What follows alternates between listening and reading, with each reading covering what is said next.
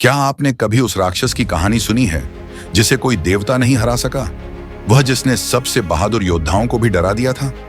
आज हम आपको एक ऐसी कहानी सुनाते हैं जो आपके रोंगटे खड़े कर देगी। देवी दुर्गा की और उनकी महासुर महिषासुर के साथ भयानक लड़ाई। महिषासुर, यह राक्षस राजा साधारण नहीं था। वह अपनी मर्जी से अपना रूप बदल सकता था, कभी भैंस, कभी विशाल राक्षस। उसने स्वर्ग पर आक्रमण किया, देवताओं को हराया और इंद्र का सिंहासन छीन लिया। चारों ओर अराजकता फैल गई और देवता मदद के लिए देवी दुर्गा की शरण में गए। देवी दुर्गा, जो देवताओं की सामूहिक शक्ति से उत्पन्न हुई, शक्ति और सौंदर्य का अद्वितीय स्वरूप थी। 10 भुजाओं में दिव्य अस्त्र लेकर वह एक सिंह पर सवार हुई, जिसने उनके भय से परे होने का प्रतीक दिखाया। जब महिषासुर की सेनाएं उन पर टूट पड़ी तो धरती कांपने लगी, पर देवी दुर्गा अडिग खड़ी रहीं।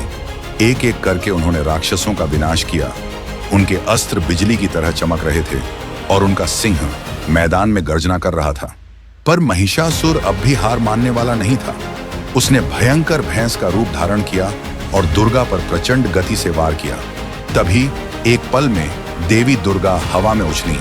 उनका त्रिशूल सूरज की तरह चमक उठा और उन्होंने महिषासुर का अंत कर दिया। उसका आतंक हमेशा के लिए समाप्त हो गया।